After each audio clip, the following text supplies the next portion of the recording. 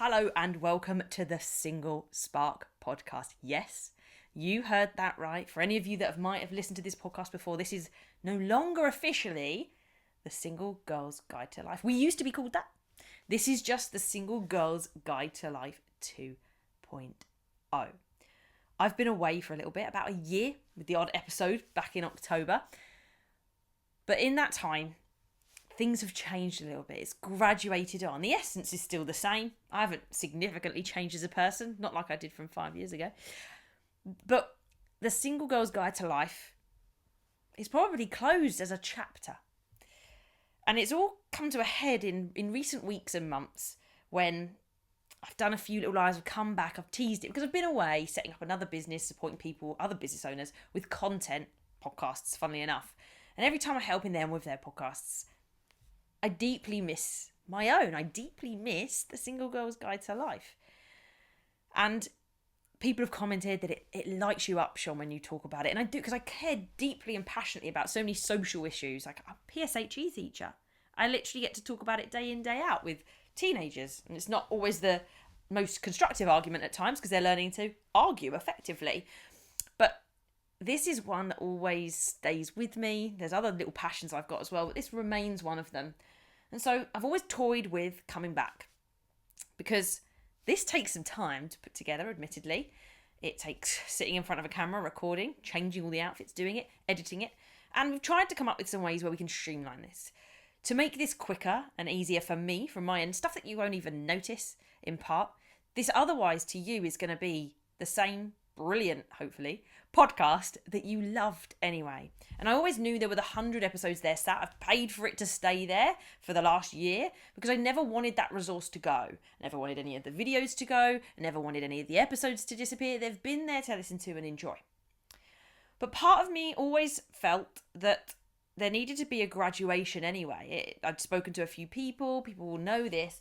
I wanted to help singles in general, going through my own experience of then dating again and having success in dating, finding a relationship, not getting bowled over by the emotions. I wanted to step more into the dating field. And you'd have seen that probably in some of the content that was there towards the end of the previous series.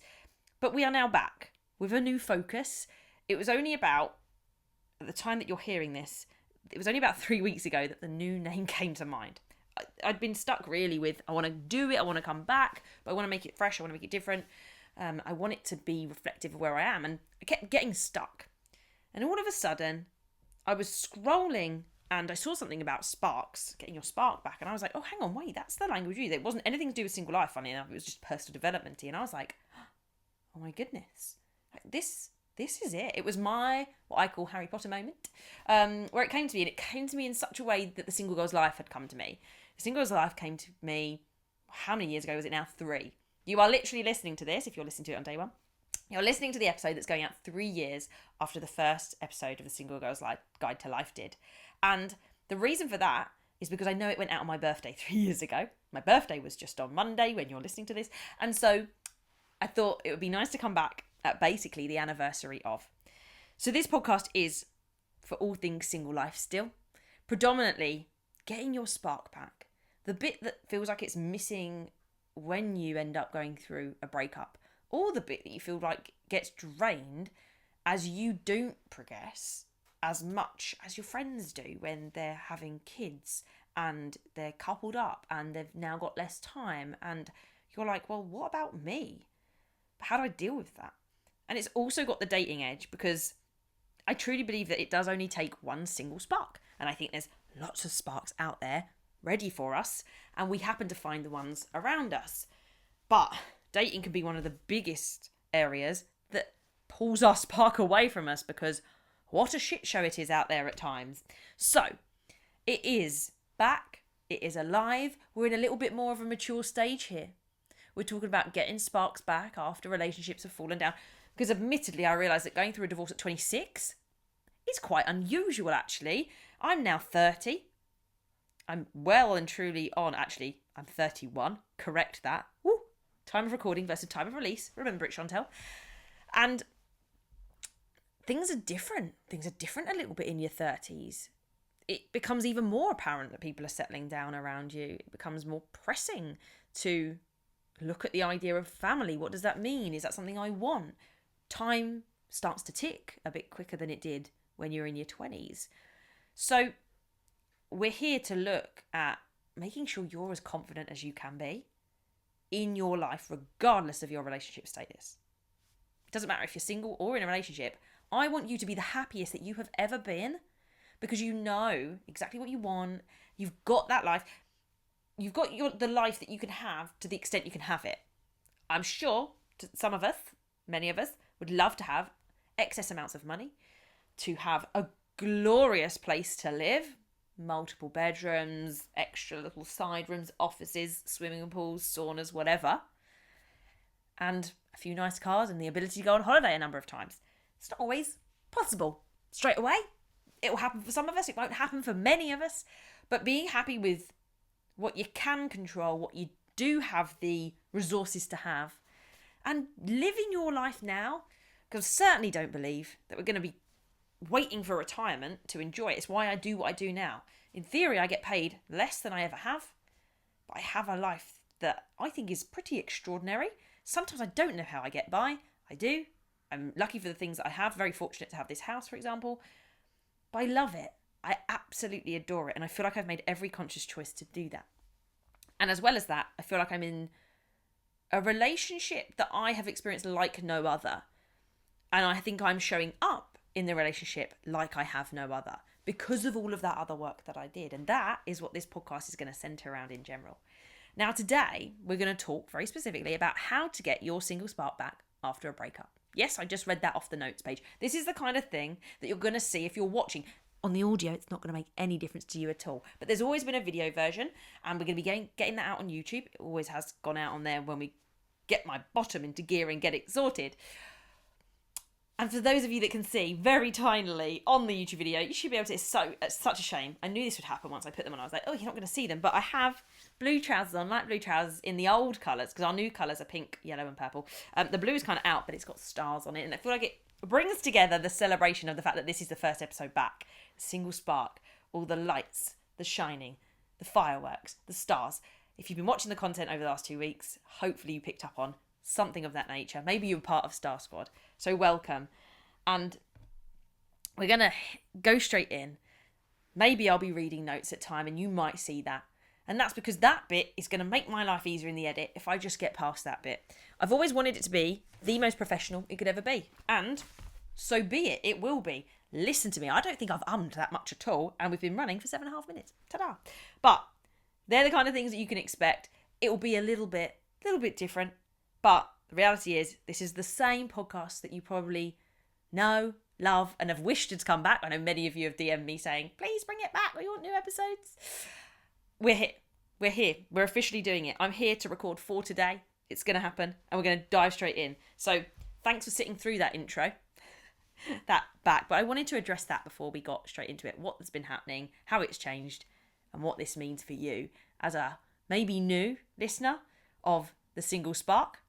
It's going to take some getting used to.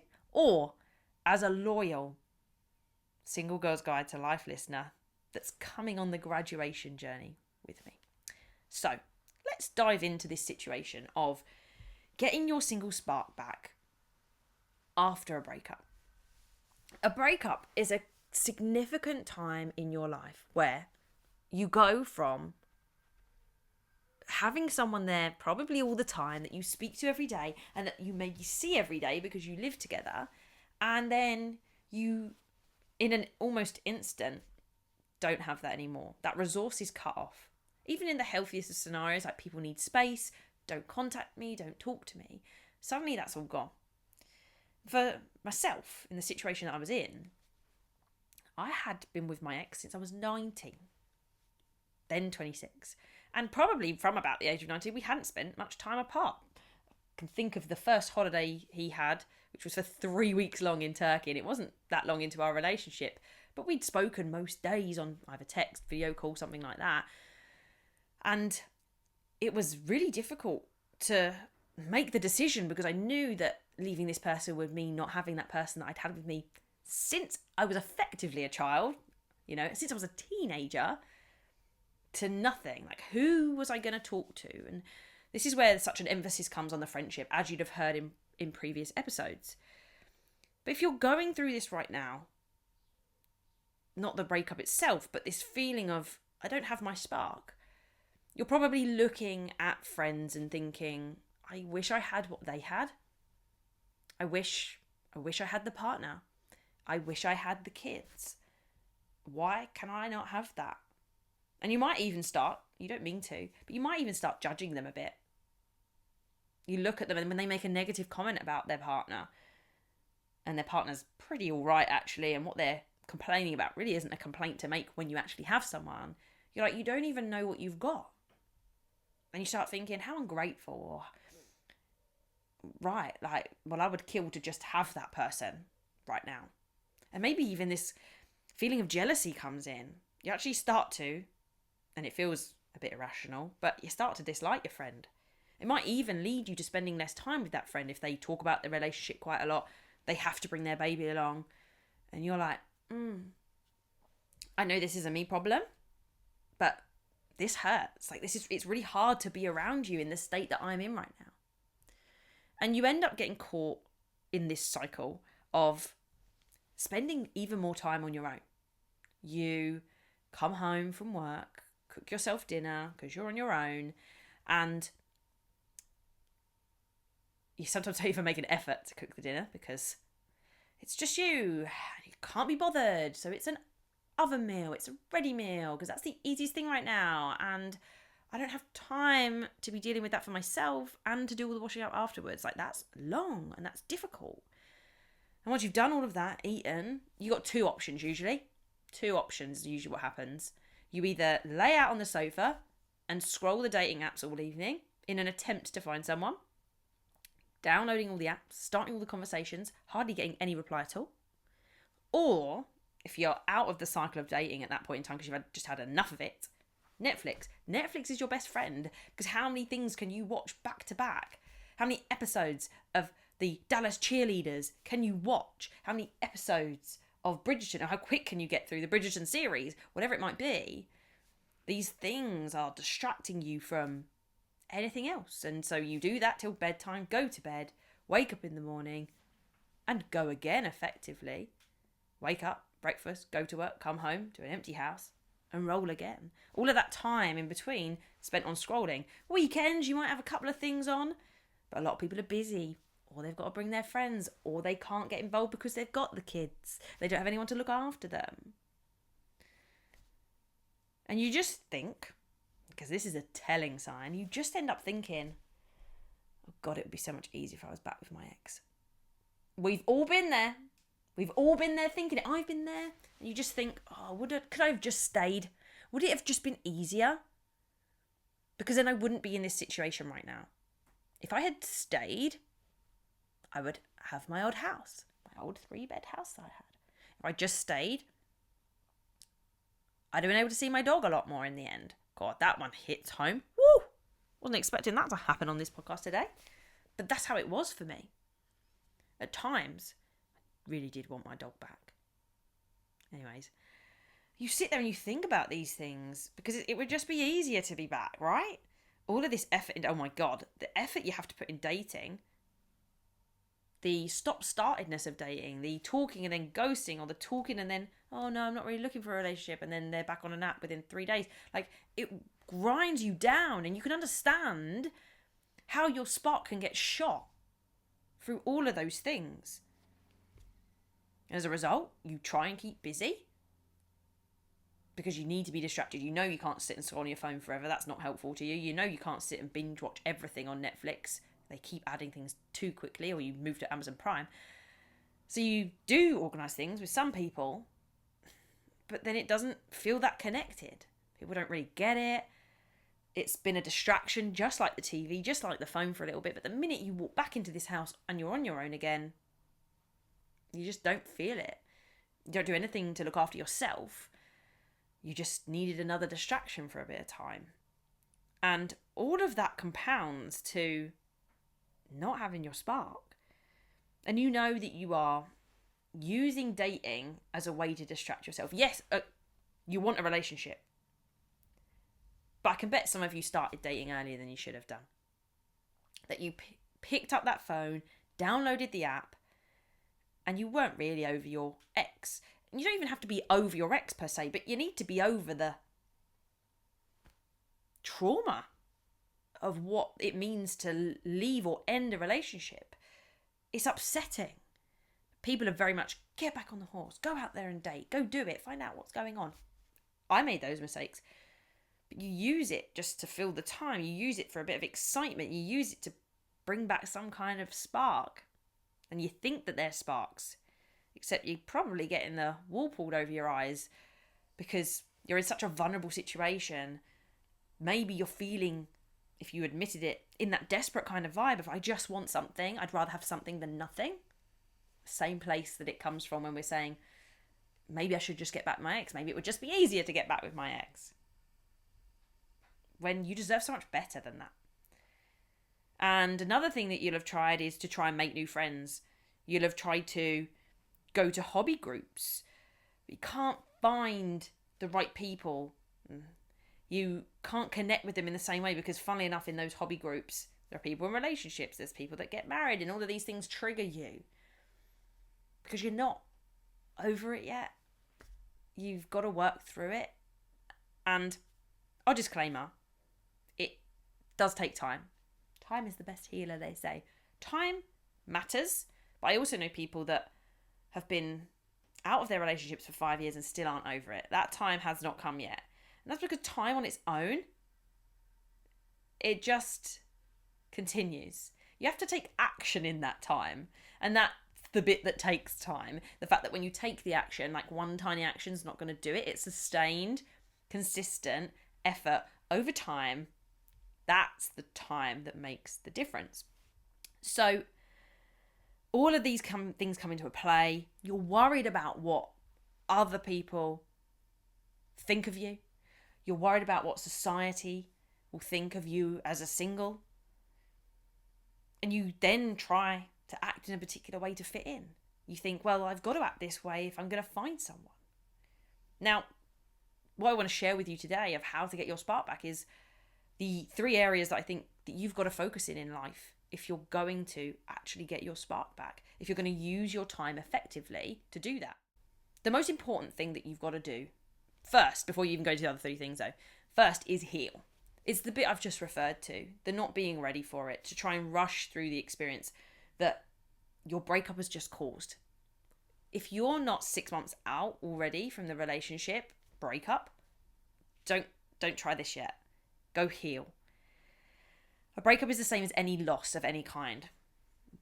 Loss through someone passing away, loss through a job, loss through time, the way we lose our friends over time, loss. There's a whole grief experience to go through. And I talk about the stages of grief in one of the old episodes that I will put a link to in the show notes. So you've got to go through those stages. Got to be a bit angry, be a bit upset, probably be in denial in the first stage. You can't even believe this is happening. What if I could just do this? What if I could just do that? That's the very quick version of some of those stages. But the real 3 things that it takes to know what you really want to get your spark back is to firstly know yourself so goddamn well that no matter what anybody says, you go, you're mad, because that's not what I want.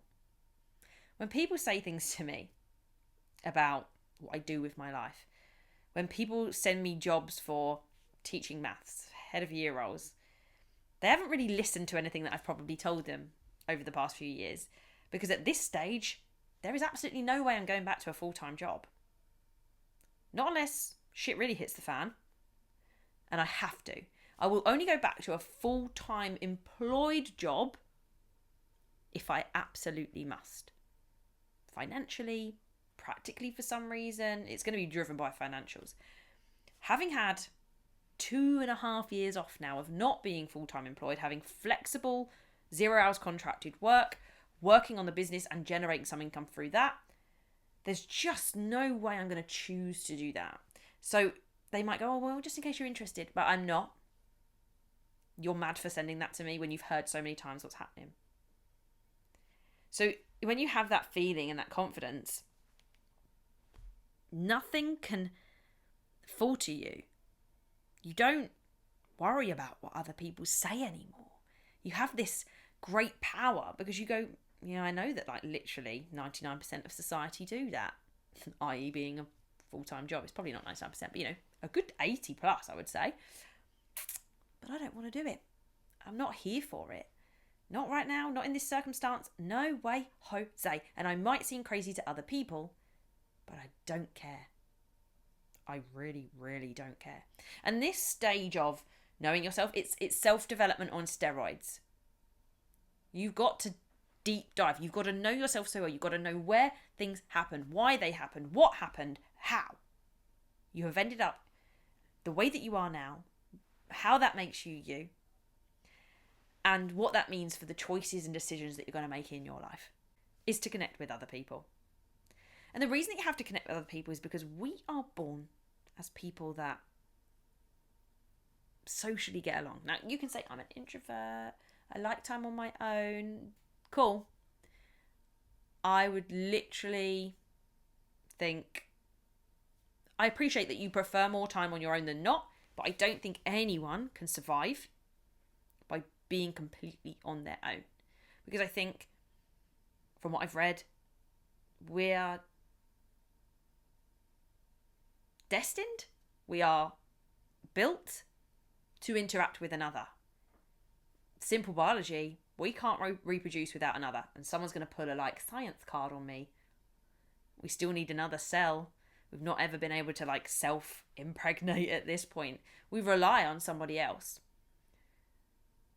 And so we have to interact with somebody else just to be the humans that we are. I'm not saying that you have to spend all of your time with other people, but our lives matter when we have other people in our lives. They give us purpose. This is the bit that I know you guys struggle with the most, because I know plenty of you that have listened for long enough and go back to listen to those episodes can go out there and do stuff on your own. But the thing you turn around to me and say is, Chantelle, I can do it. I can go to a festival, I can go to the cinema. But it's no fun when you're on your own. It's no fun when you don't have someone to share it with. Because we want to be able to share that experience with somebody. And part of my reason for setting up Chantelle as a coach was probably some sort of processing of that too. Yes, I get to go on my journey and I get to go and do these things on my own. Guess who I get to tell? You guys. Same way with this podcast. I've got plenty of people to talk to, but I don't know if I love talking about this all the time. So maybe that's what I've missed. I've missed that social interaction of that, where I don't naturally get to talk about it so much, even though I do through PSHE lessons. Who knows? But we want to find a select group of people that we deeply connect with. And we want to be able to do that with more and more people quicker. We want to do it in ways that mean we don't have to small talk our way through life all the time. There are occasions where that is necessary. I reduce those occasions as much as possible. And then lastly, we have to connect back with the world again. We have to find what it means to be in this world. And it might be related to other people. It might be related to something that we found out about ourselves. But we also have to see what our place is in this world in some way. And it does not have to be big. People find value in it being big. People like to go for big things. It feels great. But not everyone's built for greatness, is built for that level of impact. We just have to work out what it means to us to be part of this society, this world, this function. And those are the three things that you got to do to get your spark back. Because the first one gives you your confidence, gives you your certainty, gives you the things that you can work out you love, want to do, continue doing, and allows you to create the path. With others, you get to do it with someone, you get that experience, and you get to pull people along with you. It brings the joy into your life. And then it comes down to the world and finding that place. And that's kind of the purpose bit, the bit that we can give back with, the bit that makes it all mean something. And when the days are difficult, we understand what the narrative is. And if you go in focused on yourself and others, that's cool. But it means that you might play small. You might play safe. If you can't work out what the narrative is in terms of what it means to be part of the full world, you might not live as great as you want to. And as I said, it doesn't have to be the biggest thing on earth, but you might just not play it great enough for yourself. And you don't want to get to the end of the life and wish that you'd lived it a little bit bigger. And then if you focus on connecting with others and the world, you'll do everything to keep other people happy. You'll people please, you'll follow what other people have said, and you'll do some great things. But you won't necessarily have done anything great for yourself. And you'll always feel that disconnection, that things aren't quite right. They're not what you want to do. Yes, you've got some great friends. Yes, you're doing some good in the world. But it doesn't mean something to you. It's not enough. And then you've got, well, you can focus on yourself and the world. But if you don't bring other people with you, you're going to feel that lone wolf sense more than ever. You're going to feel lonelier than you probably did because you haven't got anyone to share it with. And we don't have things to share with people. That's what creates that level of loneliness. We don't feel like we belong. We don't feel like there's someone there that cares. We don't feel like someone's with us. So you've got to have all three. You can't just focus on yourself in single life because other people matter. Matter for you feeling part of a community. Matter because we want to have people to support and to be supportive of us. So if you want to be confident in everything that you do, the adventures you go on, the experiences you want to have, whether you're on your own or with other people, if you want to have bold conversations at work with friends, without the fear of losing what that might mean, and if you want to be so damn happy with your life that you don't worry or stress about what you don't have yet, including a relationship, including kids, including family life, including a house, a dream home, whatever it might be, dream job, you've got to work on these three things. Because once you have all of those three things, the confidence levels, the sparks skyrocket. And you show up in the world in that way so very easily. Because your spark is the bit of you being aligned and going out there and doing it. And you don't need to put any effort into sparkling because it happens as a byproduct of you doing the things that matter to you most. Having people to share it with, not many, just a few. And having some level of appropriate impact on the rest of the world at the same time and where you fit in. That's what it takes to get your spark back. So as I say, healing's a key part. I can't overlook it. You've got to go do that yourself. Otherwise, those three areas are the things that you have got to work on bit by bit. And you can't just do one without the others. You've got to know yourself. You've got to work on being around others, connecting with others, and you've got to connect back with the world again. Find what it means to you to be in this place. It's very similar now I think of it to Ikigai. If you've ever heard of that, I'll put a link to the book. It's a Japanese concept, 4 things of like how to find your purpose in the world. A great book for you to go away and have a go at connecting back to yourself again. This is the Single Spark podcast, previously called the Single Girl's Guide to Life. I'm so excited to be back. I hope you've enjoyed this episode. As it's the first one back, I'd love you to go away and share this episode with someone. Share it on Instagram, share it on WhatsApp, whatever it might be. And if you're an avid listener, then you can always share one of the old ones. That counts too. But just share that. That way, we can all keep sparkling together. I'll see you next time.